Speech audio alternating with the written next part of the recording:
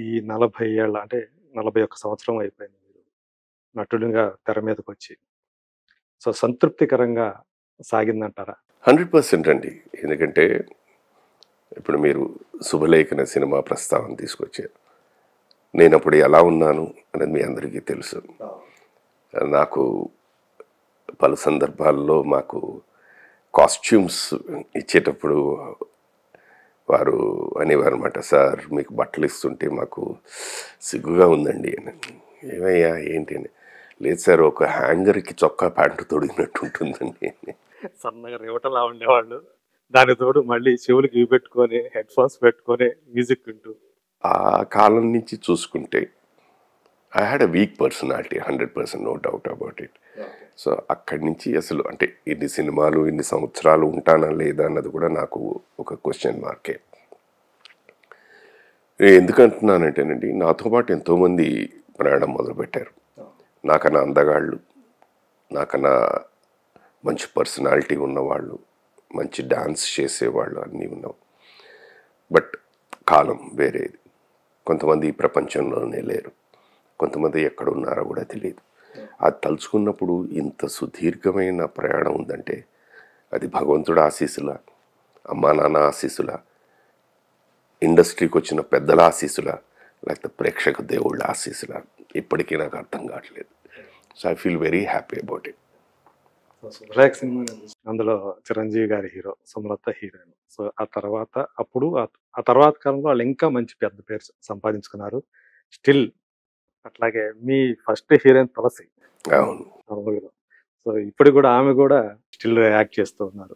So, ఇవన్నీ చూసుకుంటే ఇంకొక కోణంలో చూసుకుంటే మీ నాన్నగా అందులో సత్యనారాయణ గారు చేశారు.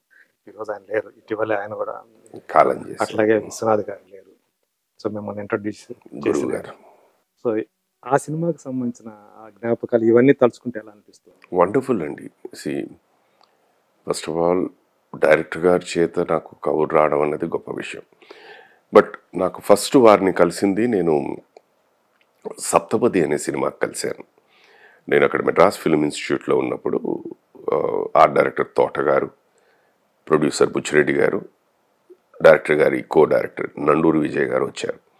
ఆవేళ మేము ఏదో ప్రాక్టికల్ సీన్ చేస్తున్నప్పుడు చూశారు. యాక్చువల్‌గా 'శంకరాభరణం' తర్వాత ఇమ్మీడియేట్ ఫిల్మే అనుకుంటా కదా! అవునండి. అవును. 'సప్తపది' అవును. సో అది చూసి అప్పుడు మా మేడం లక్ష్మీ దేవదాస్ కనకాల్ గారికి కుర్రాడిని చూసాం, ఒకసారి వచ్చి డైరెక్టర్ గారిని కలవమని చెప్పండి నేను. Madras film institute. Madras film institute. So దాని తర్వాత నేను నెక్స్ట్ డే వెళ్ళి కలవడం జరిగింది.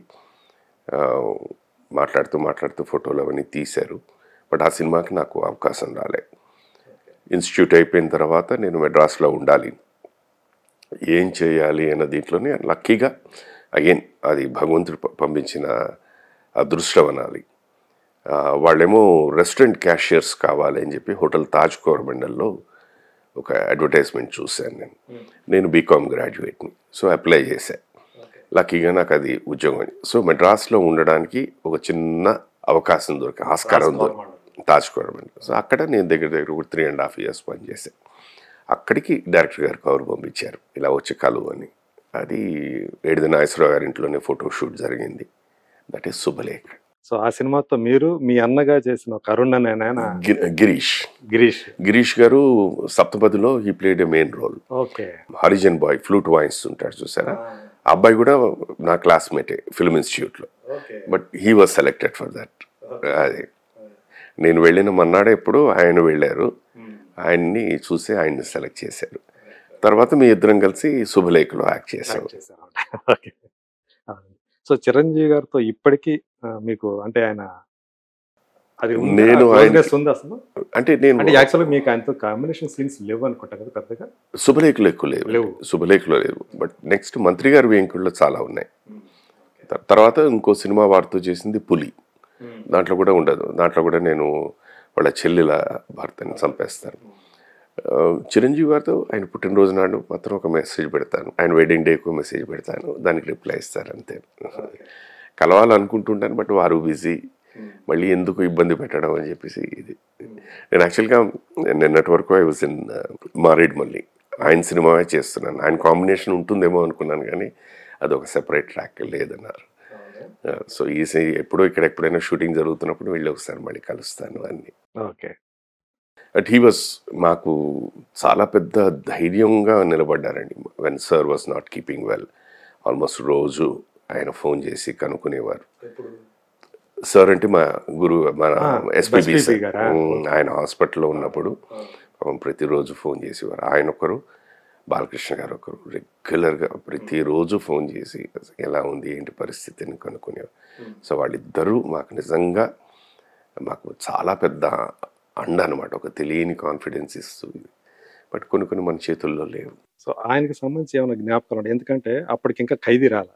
'శుభలేఖ' తర్వాత వచ్చిన నేను సినిమాలు. అంటే శుభలేఖ చేస్తున్న తరుణంలోనే he was already an establishing hero అండి.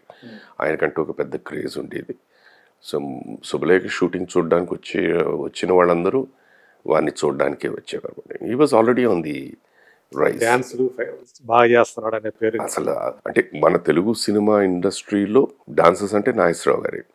దాని తర్వాత ఆ స్థాయి నుంచి వేరే స్థాయికి తీసుకెళ్ళిపోయిన వ్యక్తి చిరంజీవి గారు. As far as dances and fights. ఈయన ఫాస్ట్ మూమెంట్స్. ఆయన ఏందంటే వయ్యారం కలగలిసినటువంటి ఈయన అన్ని రకాల డాన్సెస్ చేయగలిగారు. Was a very good dancer. And తర్వాత స్క్రీన్కి సంబంధించి కరెక్ట్గా ఇలాంటి ఫినిషింగ్ టచెస్ ఉంటాయి చూసారా, అవి బాగా ఎక్స్ట్రాడనరీగా పట్టుకున్నారు చిరంజీవి గారు. దట్ రియలీ డిడ్ వండర్స్ అనమాట.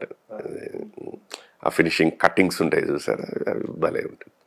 సో డాన్స్ అందరూ చేస్తారండి, అందరూ చేస్తారు, చేయగలుగుతారు. బట్ గ్రేస్ అన్నది చాలా ఇంపార్టెంట్. నాకు తెలిసి ఆడవాళ్ళలో వచ్చేస్తుంది అది, బికాస్ వాళ్ళ కట్టుబొట్టులు దీంట్లో ఉంటుంది కనుక. బట్ మగవాళ్ళలో గ్రేస్ అన్నది చాలా చాలా చాలా తక్కువ మందికి ఉంటుంది. నాకు తెలిసి దానికి చిరంజీవి గారు ఒకరు, కమల్ హాసన్ గారు ఒకరు. సో మీ ఫస్ట్ హీరోయిన్ తులసి కదా.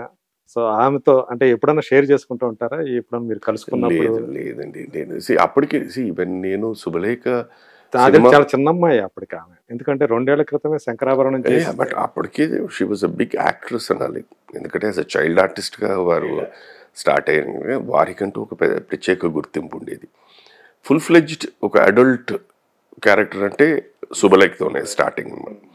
సో ఆ విధంగా చూస్తే she's a senior to me. So తెలిసి తెలియకుండా ఎందుకంటే వాళ్ళు చిన్నప్పటి నుంచి సినిమాలో ఉండి ఆ పట్లు వాళ్ళకి ఈజీగా ఆల్రెడీ తెలుసు. బీయింగ్ ఎ రా పర్సన్ ఫస్ట్ టైం ఇది చేసినప్పుడు తెలియని ఒక భయం, ఇది నిజమే కళ అన్నది ఒక లోపల ఒక ఆలోచన. అండ్ డైరెక్టర్ గారితో వర్క్ చేస్తున్నప్పుడు ఏంటంటే ఆయన ఏ పాత్రైనా చేసి చూపిస్తారు. సో డైరెక్టర్ గారితో అది చేసి అది చూస్తున్న తర్వాత మనం దాంట్లో అంత చేయగలుగుతామని లోపల భయం వచ్చేస్తుంటుంది. If anyone can do 10% of what director గారు డస్, మంచి పేరు వస్తుంది. అప్పటికే ఆయన స్టార్ వర్క్. అప్పటికి అంటే సిరిసిరుమూవ ఒక ఎత్తు అయితే సాగర్ సంగమం మన శంకరాభరణం ఒక ఎత్తు అయ్యేసరికి అది ఎక్కడికో తీసుకెళ్ళిపోయింది. దాని తర్వాత వచ్చిన సినిమాలందరినీ వచ్చినవి ఇవన్నీ. సో ఆయన ఎక్కడ చూసినా అందరూ ఒక ఆరాధనతో చూసేవారు, ఒక శిఖరం లాగా అలా చూసేవారు అనమాట. దీంతో ఆయన కలవడానికి వచ్చినప్పుడు ఇవి ఆయన చెప్పి మనం చేయించుకుంటున్నప్పుడు చేస్తున్నప్పుడు చూస్తే తెలియని లోపల ఒక పెద్ద భయం ఉండేది అనమాట. ఏదో దాటుకుంటూ వచ్చేసాం.